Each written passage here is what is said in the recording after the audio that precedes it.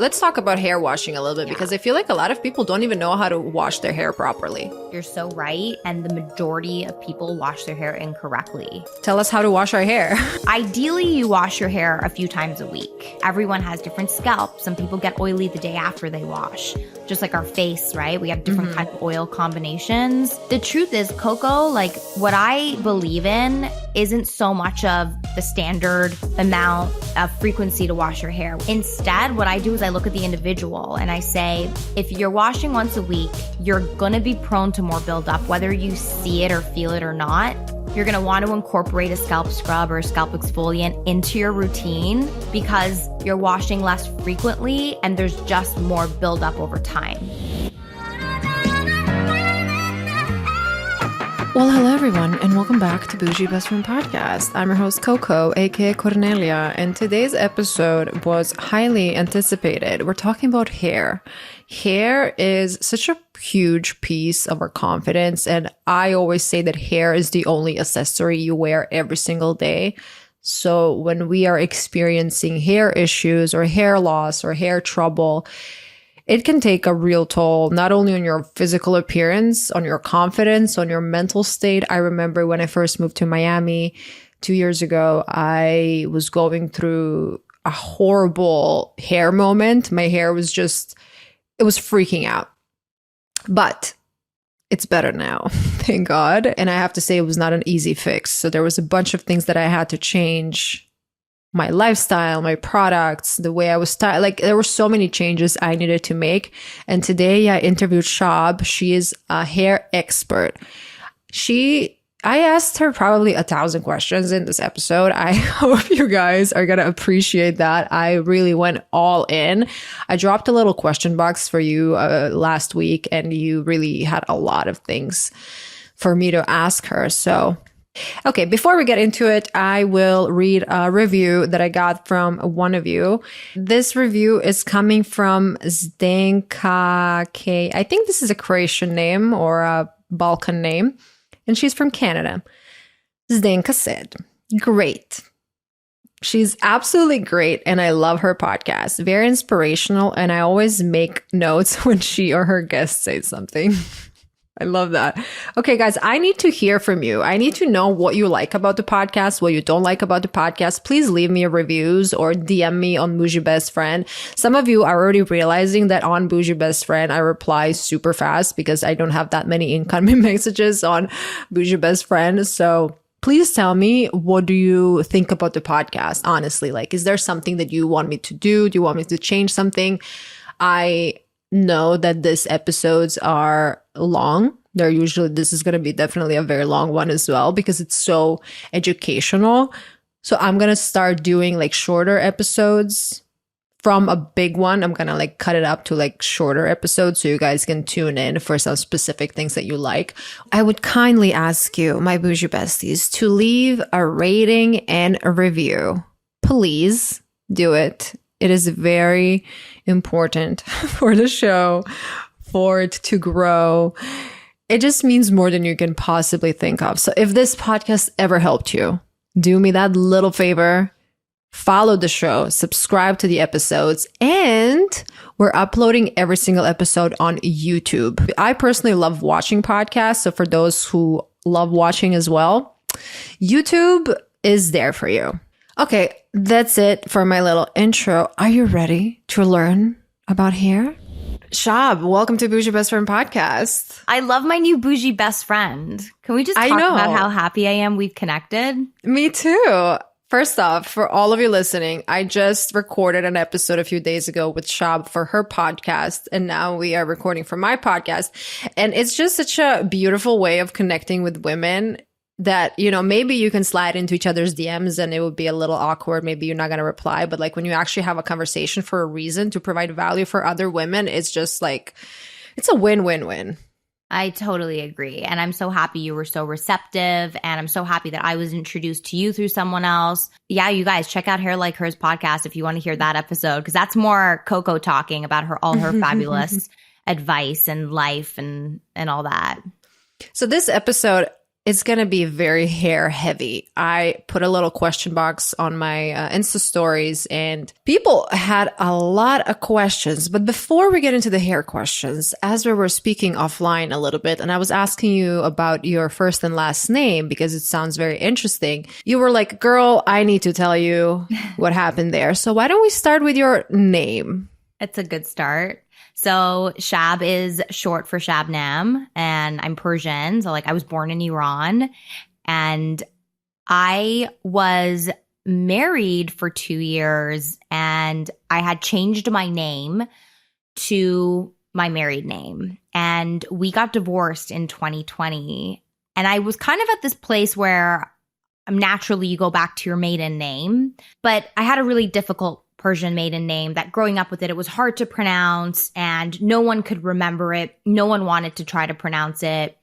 It was so difficult to get it across when you wanted to make a reservation on the phone.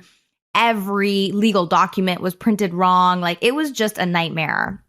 And that was one side of it. So for me to go back to it after having a really easy married name, I was so hesitant. But then moreover, and more importantly than that, coming out of a divorce and like taking that initiative to change your life and make a big move like that, especially in the middle of COVID, August of 2020, I wanted something new. And I decided I'm going to legally change my name to something completely different. So I searched high and low. It took me like over a year. And I wanted something with Persian heritage. And I wanted something that was beautiful and something that was easy to say. So Caspara means keeper of treasure. Aww. And it has Persian roots. So, I did it. I went for it and it wasn't easy because the government makes it hard for you to, first of all, like change your name when you get married, right? Because you have to update all your legal documents and let every institution know. But then when you want to change it after you get married and change it to something that wasn't your original name, it's like a whole process. So I couldn't be happier. And the day my social security came and it said Shab Caspara, it was celebration. Such an emotional, it was like a new beginning. And to say that this is my own and no one can take it from me was a really big deal. So it's like a definition of female empowerment. This is mine and nobody else can fuck with this. No one else. And I'm never changing it again. Like when I get married, we're definitely going to hyphenate our names. Happy to hyphenate, but I will never change my name again because it's your identity. And, this for me is a new chapter in my life. A lot has changed in the past few years and, that's it. So it feels really great to be able to do that for yourself. It's interesting. A few weeks ago, I posted on my Instagram something about changing your name, or maybe somebody asked me on my Wowokokodu, would I change my name or something? And my initial thought is immediately yes. Like I would change my last name in a heartbeat because a very similar reason like you. I mean, my last name is Slunsky. That's how I pronounce it in my language. In the US, it's like Slunjinsky. Absolutely, you don't pronounce it like that. People can't pronounce it. And so I was always thinking as soon as I get married, and obviously I live in the US, so I was like, I want to have a more US last name. And for me, it was like a no-brainer. Absolutely, I'm going to change my name. And I was surprised how many women were like, I would never take his last name. I was like, okay, that's very interesting. Let's talk about hair now, because first of all, I need to know everything about your background. How did you get interested in hair? You mentioned are you born in Persia or your family is Persian? No, I was born there. Okay, give me a little background. When did you come to the US? Tell me everything. Okay, it's such a journey.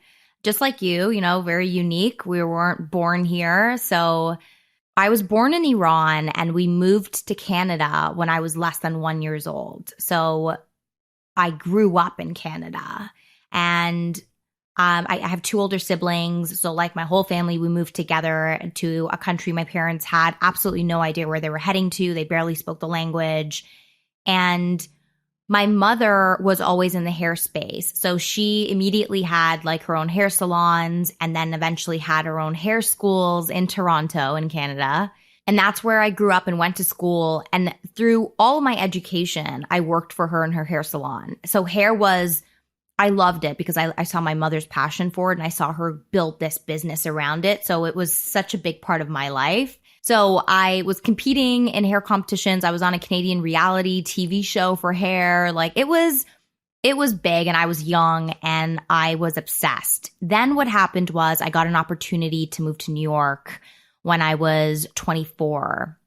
And I met a celebrity hairdresser through L'Oreal and I wanted to work for him. He was one of the best hairdressers in the city and I had the opportunity. So I came to New York and I interviewed and I tried out and I immediately got the job. So that was it. I left Toronto and I came to New York for that like big dream position of working for the best salon in the city. And that was just over 10 years ago now.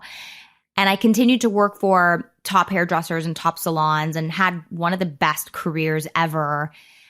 Except I got to a point where, you know, you're this trusted source that people come to for everything that's hair. You know, being behind the chair for so many years at that point, you start to see this journey that women go through. And it's like waves of good hair days, bad hair days, hair loss, thinning, scalp issues, damaged hair. All these things happen because hormonally we go through such a unique journey. And as that person who was supposed to be the trusted source, who was supposed to be like one of the best in the industry, I didn't have any answers for my clients when they were going through these changes and struggles. And naturally, having grown up in a very educational environment and just loving to learn and loving to really deep dive on subjects I care about, I recognized that it wasn't enough to be able to make you look pretty and make your hair look good. I needed to understand more. So I gave my last boss a heart attack and I quit my job overnight. And I said, I got to go learn more. There's way more to hair than I've been led to believe. And I'm not really helping women anymore. I'm just perpetuating the issue by telling them nonsense. So that's when I went and studied trichology. And that's the study of hair loss and hair growth, scalp issues, and looking at things holistically. So how everything in your life, your diet, your lifestyle, medications, hair habits, illnesses, anything and everything that contributes to the way your hair is growing. And it was like the best education ever. And so for the past 4 years, I've been practicing trichology and I've been helping women regrow their hair and helping women make their hair healthy and doing virtual consults, like one-on-one consults, and coming up with customized protocols and regimens, what to do going forward, being connected to the best hair brands from around the world, making sure they're safe, clean, and effective products. So it's been about changing the conversation from how does your hair look and feel right now to how can we make it grow better so in a year it's better than it's ever been? And how do we stop why your hair is thinning? Or how do we assess why your hair is different than it was 5 years ago? And this is fulfilling. And I've never felt more satisfied, fulfilled in my career ever because I finally feel like I'm making a difference in women's lives. There's so many things that you said here that I need to comment on. First off, I absolutely agree. When you're at a hair salon, it's very hard to find a good hairstylist. And we talked about this on your podcast. When I moved to Miami, it was impossible for me to find someone who can do my hair properly. Now I think I'm on a good path. Yeah. But in the very beginning, people were frying my hair. They were treating my hair in crazy ways. And we also talked about this on your channel, in your podcast, but like I used to be a hair model. So I know a lot about hair. I know what's good hair versus bad hair. And then when a stylist is trying to convince me that something is wrong with my hair because they fucked up on a formula, it's just mind blowing. But tell me, it's called Trichology. That's how it's called? Yeah. So you said that okay, tell me more about, I didn't even know this existed. So please tell me more. Yeah, so trichology is the holistic study of how hair grows. So you look at the full 360 picture. So you and I, if we were to do a traditional consultation, we would sit down together and I would download all this information from you. So what's your diet? What are medications you're taking? What underlying illnesses have you had? Do you have any autoimmune disorders? Are there any kind of lifestyle changes that you've made recently? What kind of hair routine do you have at home? How often do you wash your hair? What are you using? Everything and anything really ties back to your hair, because your hair is a marker of your health. So if you've been seeing the same colorist, let's say, for like the past 5 years, and all of a sudden on this 5th year, your hair starts to break more, or it's getting damaged more after you visit, or like you're noticing your hair doesn't get longer like it once used to, it kind of ends up breaking more and you have to get a cut more often. And if you notice that things are changing about your hair, even though you haven't changed your routine at the salon, that's when you want to start looking internally and externally, but really trying to get to the root cause of why your hair is different today than it was a few years ago. And naturally, our hair like goes on a decline because it's connected to your health. It's a health marker. So if you have a lot of internal stress, it's going to come out in your hair at some point or another. If you have a really restrictive diet, after a few years, that's really going to start to reflect in your hair. So this is the broad picture of everything that actually matters in the quality of hair that you want to grow. So that's trichology. Okay, I have a question. Thinking about all these things that are causing our hair internally, could you give me a percentage, like a ballpark percentage? Like how much our hair is affected externally versus internally? Yeah, I would say it's definitely 50-50 because we're in a society where we try to train our hair to go on for as long as possible before we wash it again. We try and preserve our blowouts. We go and get blowouts done at blow bars and we want to preserve that, or we use dry shampoos, like anything to avoid washing your hair. And then we had the sulfate-free shampoos and conditioners come out, which like don't cleanse your hair well enough. So if you're someone that's washing once or twice a week or less frequently, that shampoo that you've been marketed basically cannot clean your scalp. The environment is different today. There's more pollutants in the air. Our water isn't as clean. There's more contaminants in the water. So all of this stuff is accumulating on our scalp, and we're putting products on our hair like dry shampoos, maybe spray leave-ins, maybe oils, and all this stuff is just building and building and building, and our scalp environment is getting thrown off. And then internally, yeah, we are like, especially women, we're statistically the most stressed out sex. We have been and we continue to be. And that kind of gap continues to widen even more and more. So like our stress levels are just through the roof naturally as women. When we talk about hair washing, how often should somebody who has a regular normal hair, how often should somebody wash their hair? Let's talk about hair washing a little bit, because I feel like a lot of people don't even know how to wash their hair properly. I swear, sure. like they don't wash off all the conditioner. They don't wash off. I even notice when I don't wash, like if I'm in a rush and I kind of leave a little bit of a residue of conditioner, my hair doesn't curl the same way. Totally. You're so right. And the majority of people wash their hair incorrectly.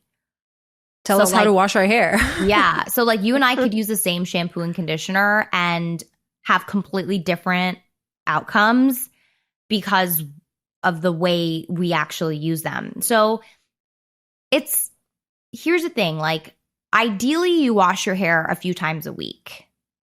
What is a few? Like would you say 3, or like I wash my hair once or twice a week because it doesn't really get dirty. Right. And that's the thing too, like everyone has different scalps. Some people get oily the day after they wash, just like our face, right? We have different kind of oil combinations.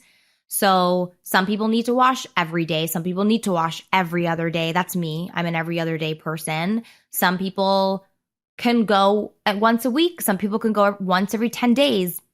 The truth is, Coco, like what I believe in isn't so much of the standard amount of frequency to wash your hair. What I believe in is if you are someone who's washing your hair once a week and that works for you, great. I'm not going to change you and no one's going to change you. And if that works, fine.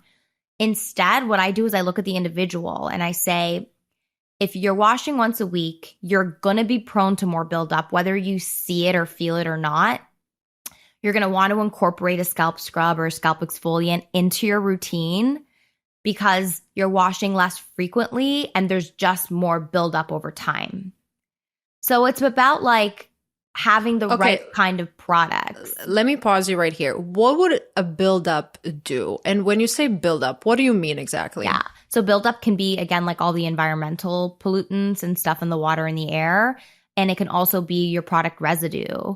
So if you leave like a little hairspray bit of and stuff. Hairspray and oils, like a lot of products that make our hair feel nice and soft and shiny are full of silicones, and they can be really difficult to rinse out. So if you're using like an oil every time on your hair or a certain heat protectant every time, if you're not washing that out properly, it starts to develop and build on your hair. And then all of a sudden you'll be like, well, I've been using this new product. It was working great on my hair, but all of a sudden my hair feels dry and weird and I can't curl it. Mm-hmm. That's because like you have to do your part in the shower and like make sure you wash that product out. It wasn't meant to be like layered and overlapped and not rinsed out.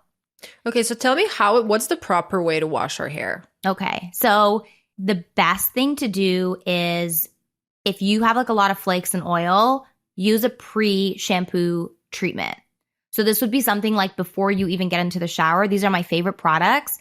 Before you get into the shower, you can use a scrub or an exfoliant. So like something that is kind of like a salt scrub or it has like physical exfoliants in it. You can put that in your roots and like massage it and leave it on for like 10 to 20 minutes. Massage. Oh yeah, baby. You get right in there. Or you can apply a hair oil or treatment before the shower. So that would be something that can nourish your scalp or nourish your hair. So you'd put that through your hair, clip it up, wait 10 to 20 minutes. And then you get into the shower. And whether you use something before shampoo or not, first thing you're going to do is rinse your hair, completely get it wet, and then apply your shampoo. And first thing with shampoo, you have to pour it into your hand. You have to emulsify it. It has to like break down and become creamy or foamy. Then it's ready to get applied. Second, you want to focus your shampoo on your roots. So you want to put it right on top right away. I usually put one hand on top here and one hand on the back.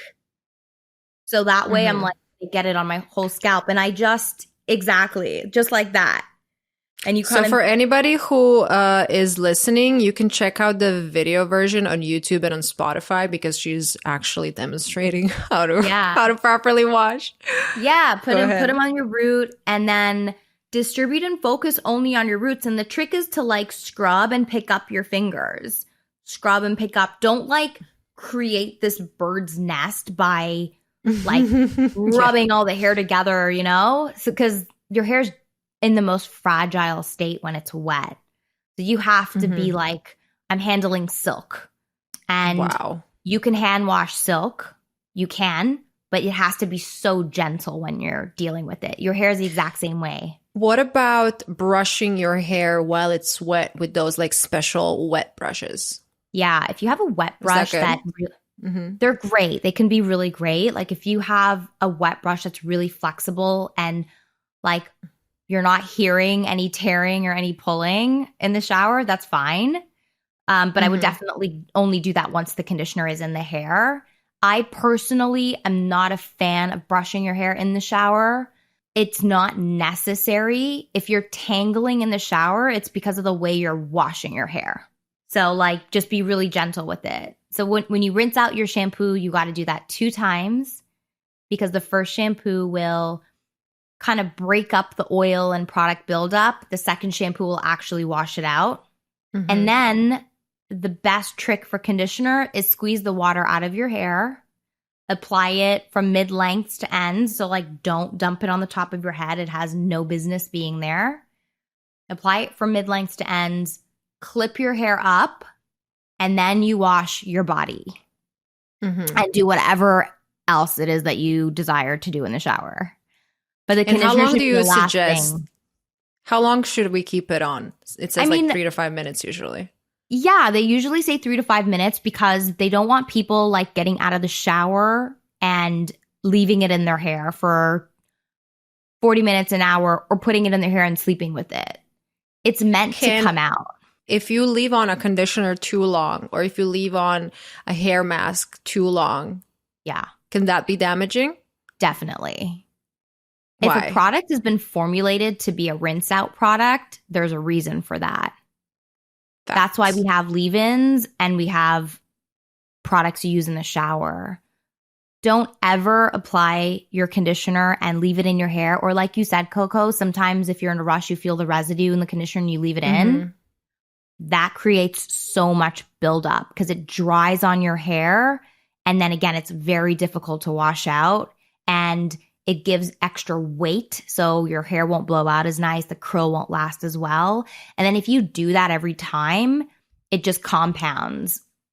So don't try and be your own like hair superhero and use products in ways that they're not recommended. There's a reason. Don't try to be your own superhero. I love there's that. reasons. There's specific directions. Follow them. And if you don't, because I think the majority of hair products actually have really poor instructions that people look at and they're like, I still don't understand. Myself as a hairstylist, I still can't understand a lot of products instructions. But if you don't know, like find out, reach the company, ask them questions, and make sure you know exactly what you're doing. As I mentioned earlier, my audience had a lot of questions for you. And a question that kept on repeating is hair loss. And we understand by now that you can't just give like a one universal formula why people are losing their hair. But is there something that you see that keeps on repeating with your customers or your clients? Is there one thing that my audience can stop doing today if they feel like their hair is falling out too much? If you feel like all of a sudden your hair is starting to thin out and it's brand new and you've never experienced this before, and it's like a lot of shedding, then that is immediately a cause of like some kind of stress-induced hair loss. So that means anywhere from 3 to 4 months before it started, you had some kind of traumatic experience, whether it was a bad breakup, a divorce, you had a serious like medical procedure, I don't know, you were moving and it was just really, really stressful. That is when your hair system shuts down and your body goes into like survival repair mode and it neglects things that aren't the least important, and your hair is at the very bottom of that scale. So, okay, you said something. So let's say if somebody's having a traumatic breakup today, when are they going to see this on their hair? 3 to 4 months later. Interesting. Because, the way stress affects your hair growth isn't immediate. It actually pushes your hair into this final stage of growth called the telogen phase. And this is a resting phase. So your hair just stops growing for 3 to 4 months before it falls out. So excessive stress and hormones and things that get pumped into your body will push a lot of your hair into that phase. And then you'll see 3 to 4 months later when they're ready to shed, they come out all at once. And that's when you're like, what is going on? I've got a ton of hair in the shower. I'm shedding like crazy. I ask everybody, go back 3 to 4 months. What happened? Because sudden hair loss like that is always stress related. So take care of yourself, because your hair is just showing that stress is so dramatic. It's so harsh on our body that the hair loss is the least of your worries. I can't even agree more with this. This is so true. And I never even thought about, like, I had a bad hair phase at some point. Remember, even on your show, we were talking about my hair getting like messed up at some point, and I didn't even think about all the emotional aspects that I was going through at that time. Another question that kept on repeating was breakage. Something you and I have in common is that we despise those simple black plastic rubber band, whatever. What's even the name of these hair ties that need to be extinguished? Yes. These regular black hair ties. I can't stress enough. I think you and I are going to start a campaign. Yes. I'm inviting all of our listeners right now to take a look at their wrists. And if they have that black, whatever, hair tie plastic that's going to literally destroy your hair, take it off and don't ever put it again. It's not an accessory. It looks horrible. It's going to stop your blood flow. It just has no need. You showed me you have such a cute little something with like bunny ears. Like there's so many cute ones that you can get today. Please stop destroying your hair. Where is it? Yeah, it's my velvet hair. It's the Leona velvet hair tie, and it has wires in the ears, and it's like so beautiful on your wrist. I don't have one right next to me right now. It's just like aesthetically the cutest thing ever, and it won't damage your hair, and it'll hold like your bun, it'll hold your high pony, and it won't damage it. So yeah, life is too short for skinny hair ties. Are you going to start a petition or should I? Because you and I are. It needs. Okay, yes. We're doing it together. It's going to be a big smear campaign. Honestly, we should make a video or something like that. I love it. That'd be so funny. It's done. Let's talk about breakage. Obviously, we established that those shitty hair ties are going to break your hair. But what else? What else do you think is the most common cause of breakage? I think, honestly, brushing your hair when it's wet is the most detrimental thing that you can do to your hair. So let's say you get out of the shower and you towel dry your hair and it's just like a mess. Everybody goes immediately to grab their comb or their brush because they're like, it's wet. I'm going to get these tangles out. Mm-hmm. It's the worst time that you can be brushing your hair. When the hair is wet, it's actually in its most fragile state because certain bonds that build your hair break with water and leaves the hair very vulnerable. And then when hair dries, they reconnect again. Mm-hmm. So what I always say is if you're really tangly when you wash your hair, the best thing to do is air dry or power dry your hair. So either grab the blow dryer and start drying it or just leave it and let it air dry, then brush it when it's like 50 to 75% dry instead of 100% wet because the hair gets stronger. And then when you're pulling, you're not breaking it. Yeah. So that's something I've seen time and time again through online tutorials, women at the gym getting ready. And it's just heartbreaking because it's like if you are doing that every single time you wash your hair, you're never not going to have damage. So I love air drying my hair, but it always gets super frizzy. Why does it get frizzy when I air dry it? Yeah. So hair is really cool in the sense that if you allow it, like if you get out of the shower and you leave it down and air dry, it dries pretty quickly, right? Like it will, well, really healthy hair dries faster than damaged hair. Interesting fact. Porosity. So damaged hair is like, has very open cuticles and can trap water a lot easier. So it just takes much longer for it to dry. Healthy hair has closed cuticles because it's healthy and everything's tight, and it dries very quickly. So if you air dry your hair, it dries pretty quickly, like pretty decently right after like an hour, like you should be pretty dry.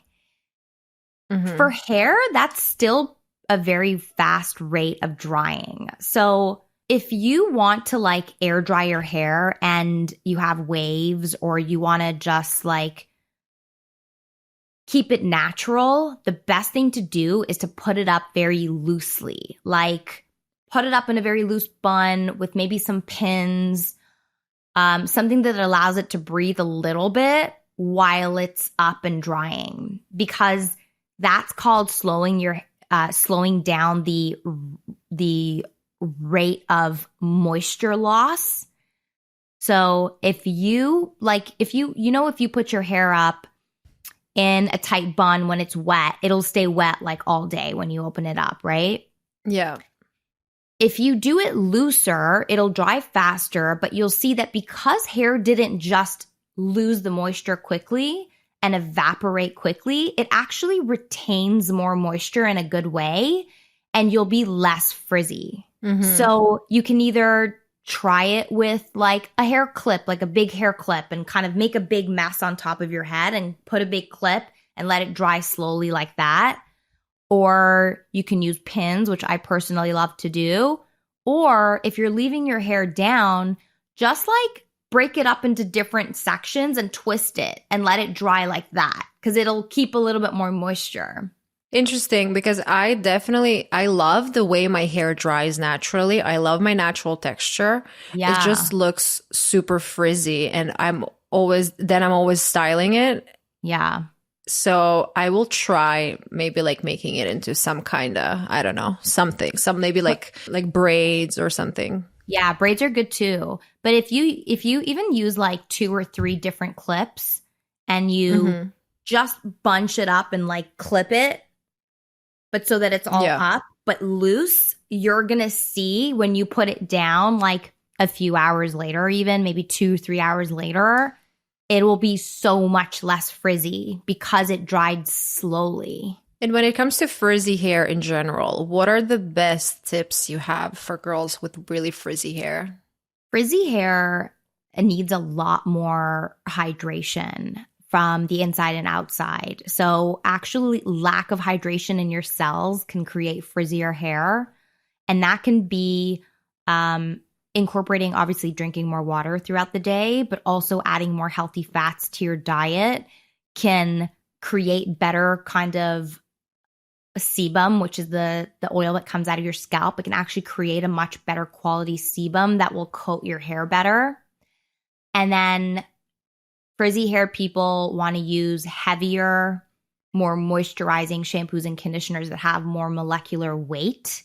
So like shea butters and avocado oil, products that are just designed to weigh the hair down a little bit. Very moisturizing shampoos are really good for people with frizzy hair. It's just the right kind of weight to tame down the frizz. You can use your leave-ins and you can use a hair oil and you can use all the other products, but it starts in the shower. If you have the wrong shampoo and conditioner, you're going to be fighting your hair more when you get out of the shower. When you have the right ones, you're going to see how much easier it is. Like you don't have to fight your hair afterwards. Yeah, and we talked about this offline, that it's very hard to suggest a shampoo and conditioner that's like universally going to be good for everyone, because everybody has a different hair, and it's just hard to give like universal advice, like what's the best brand, what this, what that. Like whenever I post Olaplex on my page, people always have like feedback, and it works great for my hair, so I'm not going to stop using it because it's just like, I don't know, I love Olaplex. What about thin hair? I have a lot of friends with thin hair issues. I'm never going to forget my friend Eva. She's definitely listening to this episode because we always talk about hair. Hi, Eva. Hi, Eva. I'm a big fan of Dyson, and my hair looks amazing with my Dyson Airwrap, and I just like, changed my life. And she was like, my hair just doesn't stay up at all. Like I can't do any curls. I'm like, oh, you're doing it wrong. You're doing it wrong. Let me do it for you. And then I did it for her. Yeah. Not like her Dyson did not work on her hair. And so many women write to me whenever I post like a Dyson something. They're like, my hair just can't stay up. So can you talk a little bit about Dyson also, but like curls in general? Some women just can't seem to, I don't know, get the curl up. Totally. So when you mean it won't stay up, you mean like it won't hold the bend or hold the curl? Yeah, it's curly maybe for an hour or two. I mean, I even saw that when I was working in the beauty space. I had a client once, her hair was really naturally straight. It was just straight. And I was getting all panicky. I'm like, oh my God, this is not curling at all. And she was like, she told me, we're just going to have to recurl our hair, like my hair, after every few photos because it just does not stay. And she can't fix, that's just like her type. Is that true though? Is some hair just like not curlable? Yeah, so it's such a good question, Coco. And the answer is all hair is curlable. The only hair type that's not curlable is if it is so severely damaged that it just has no elasticity and the cuticle is so damaged that it just doesn't have the bones. But with thin, fine hair, straight hair, that's, let's call it relatively healthy, there's 2 things that I would think about. One, you want to turn your heat down. Giving thinner, finer hair like really excessive heat from your dryer, your curling iron, your flat iron, or whatever it is, it just makes it fall limp because it overheats it. and then it loses its ability to hold on to memory. So I would say turn the heat down. Use the lower power and lower heat options on any of your tools. So like finer, fragile hair, like even with the blow dryer, you want to use it on the cooler setting almost, because it's going to respond better and it won't overheat it. If you're using like the Dyson Airwrap, I would just say don't hold it for so long. Try and be faster with it, hit it and let go. The other thing that I would say is that a lot of people have so much buildup on their hair from products that they don't realize, and that weight can't allow it to hold anything. So if you are someone that relies a lot on Olaplex, you use it a lot, or you're using a leave-in cream or a leave-in conditioner or oils all the time, I would recommend a clarifying shampoo that can reset your hair and remove all that buildup. And then you'll see your hair will actually curl better and it'll grab better because it'll be clean and raw. What about women who are trying to get volume on top of their hair? Yeah. But hair is just not staying. So limp. Volumizing shampoos and conditioners are really great. If you have thin, fine hair and it's flat all the time, volumizing shampoos can give extra protein and substance to the hair, and they use special ingredients that actually like expand your hair. So stick to volumizing shampoos and conditioners. I would say some of my favorite brands for volumizing, one of them is Evolve. They are a brand from California, super clean, amazing volumizing collection. It's the Insta Volume collection. Highly recommend it. They have like a leave-in conditioner. You don't even use conditioner in the shower. You just spray in your conditioner and it'll like blow up your hair. So love that. So good products.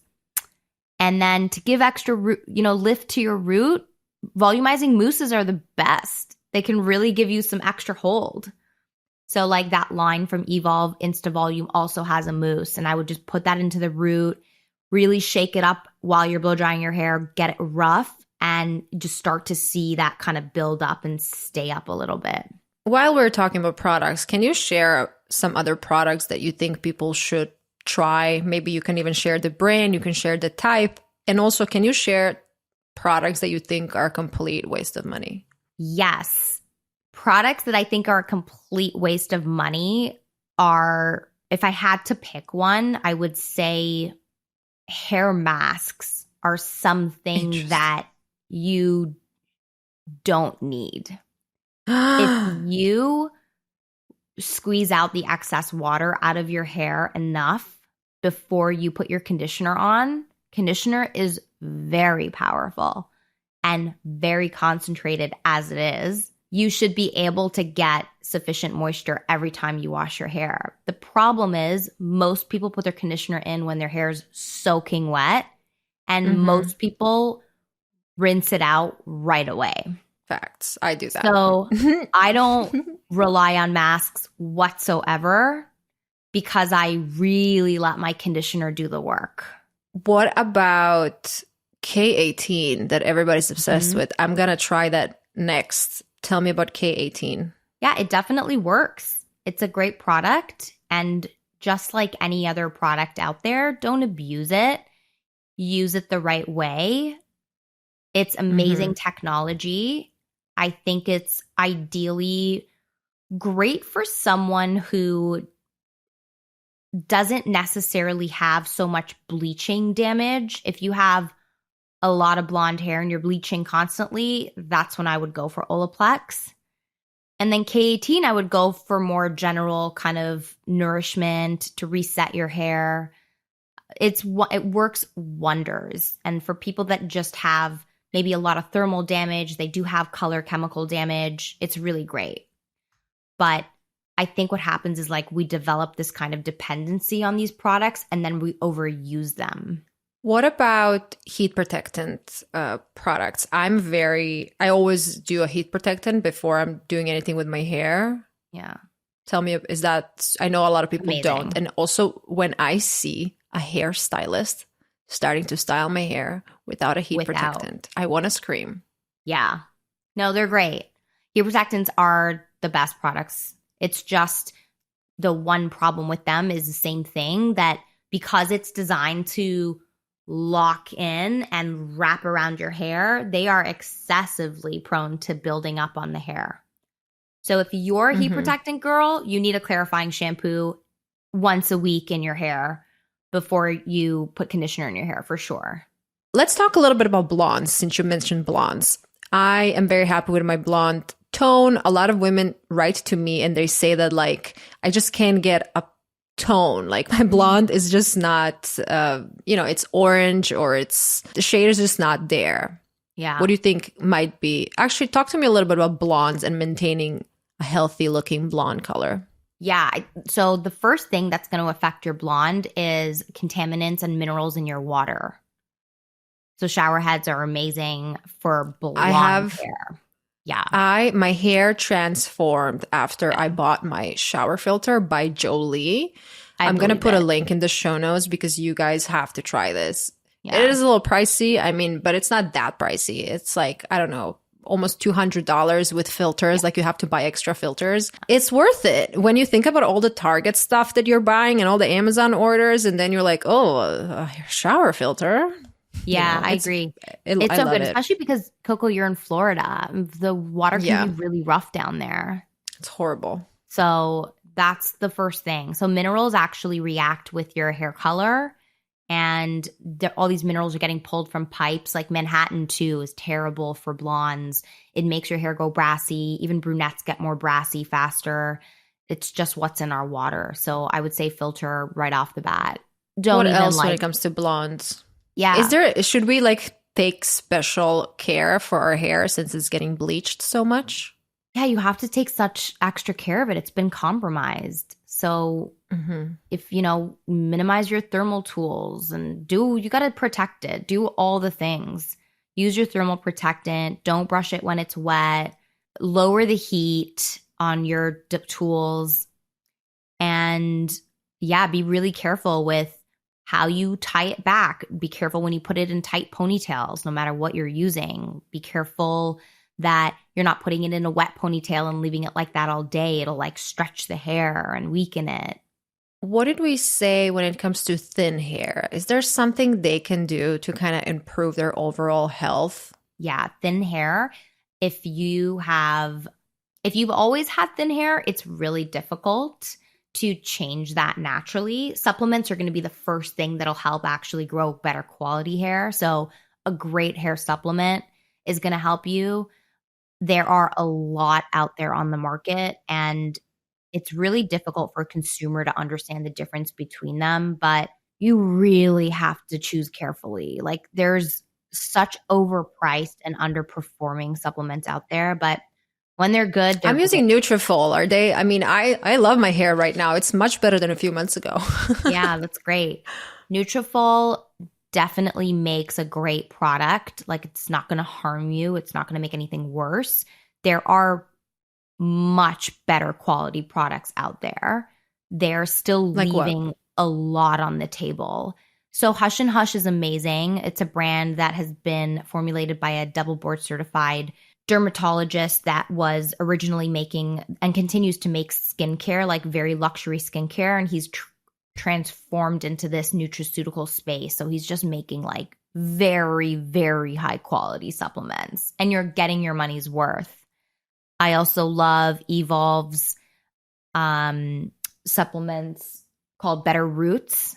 So they are also like using some really new technology in their supplements.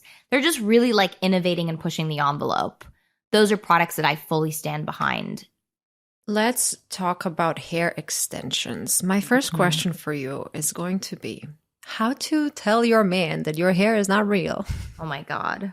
I am a huge fan of Call Her Daddy. And I was listening to her episode where she was talking how she got engaged.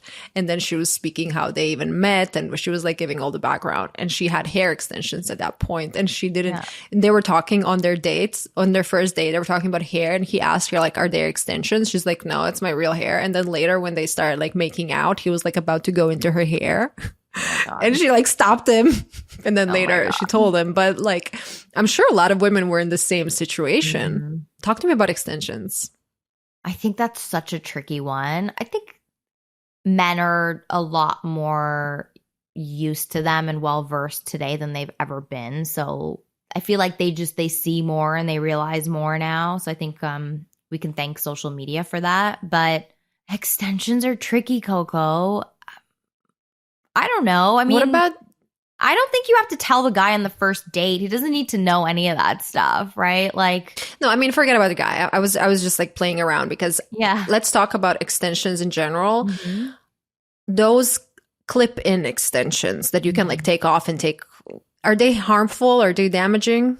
Yeah, I think they can be when someone leaves it in for their hair, like leaves it in their hair all day and maybe sleeps in it or maybe puts it in and then ties their hair back really tight. They're creating a lot of tension, a lot of kind of pulling in that one area. If you're using them daily, I would just say move them around. Try not to clip them in the exact same place every day.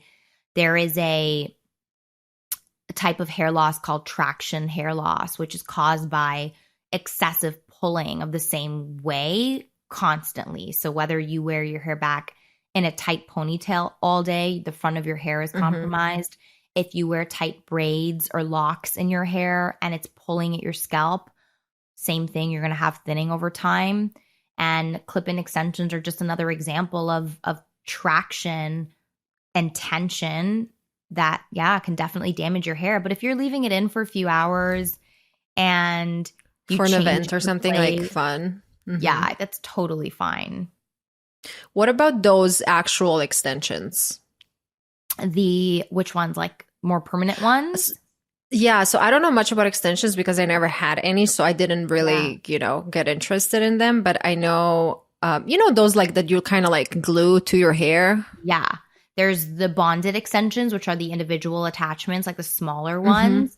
That's definitely the most expensive, most time-consuming type of extension to get. Those are amazing. I used to do them. I used to specialize in them, actually.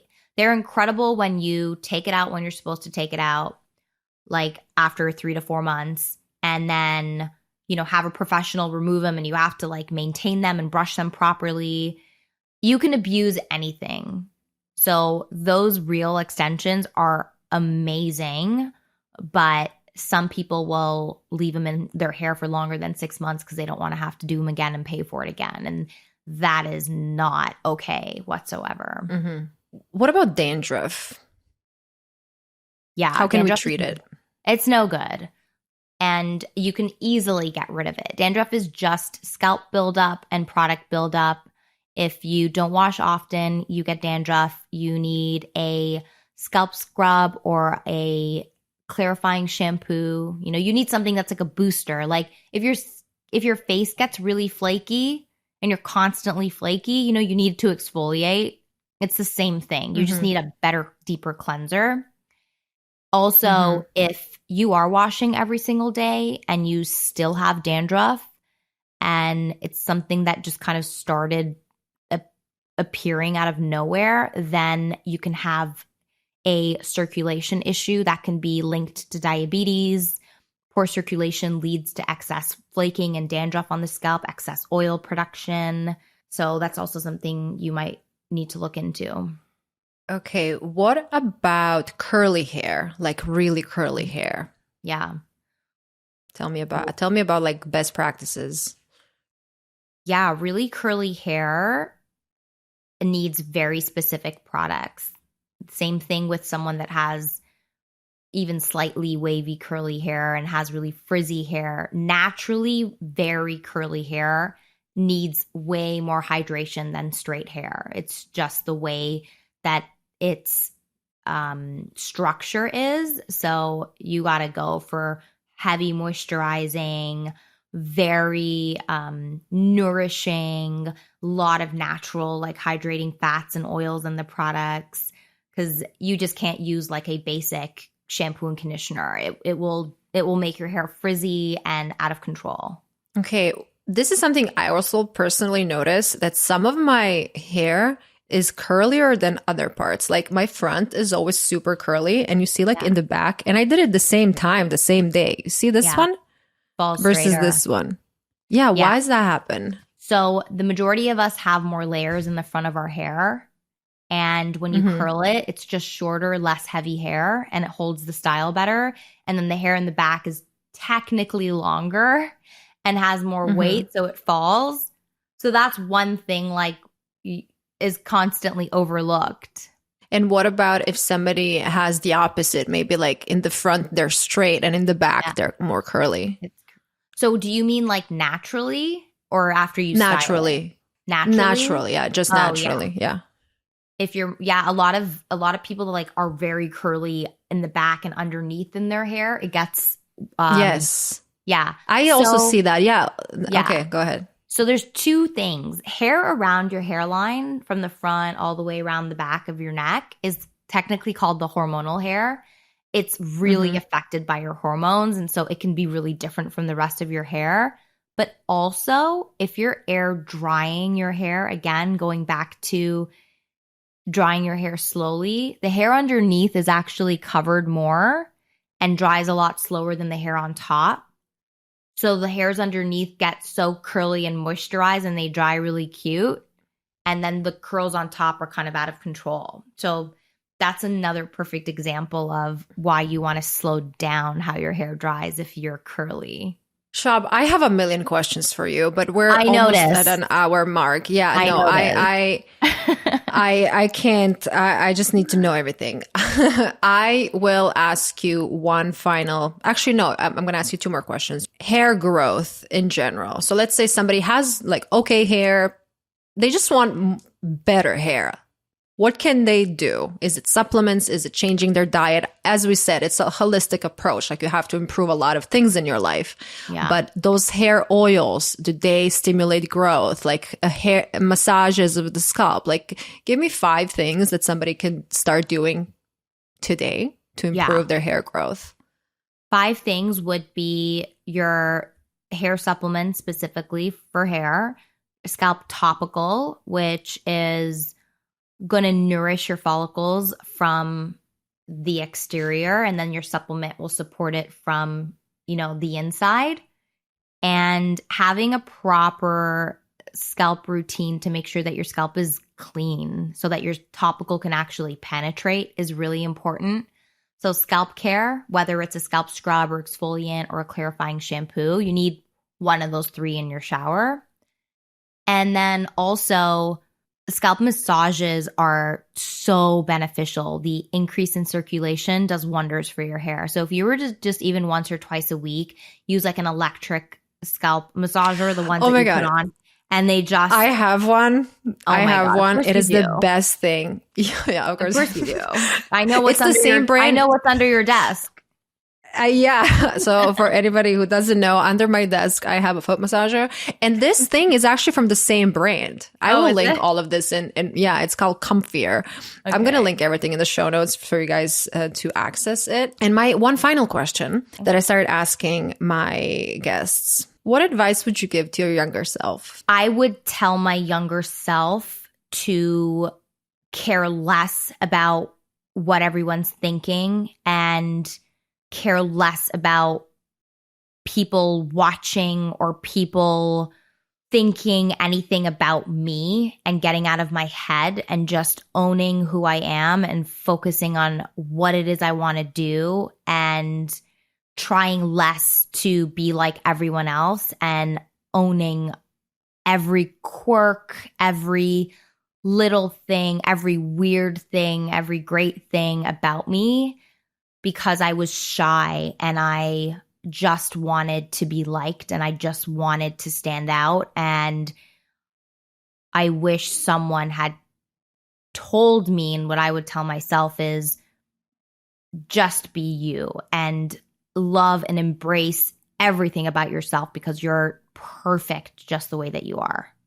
I got goosebumps from this final thought. I don't know if you can, you can't really see it through here, but this was beautiful. And I'm so happy we connected. And I'm so happy that everybody is going to go to your page now and check out all of your hair tips and tricks. Like, you have the best hair tips. So thank you for blessing the internet with those. So please tell everybody where they can find you, your podcast, your Instagrams, everything. Yeah. So you can follow me at Shab Hair Expert on Instagram and TikTok. And also you can find my hair care retail platform, Leona, which will have gone live by the time you publish this episode. But Leona is the first hair care retail platform that's focused on women's hair health.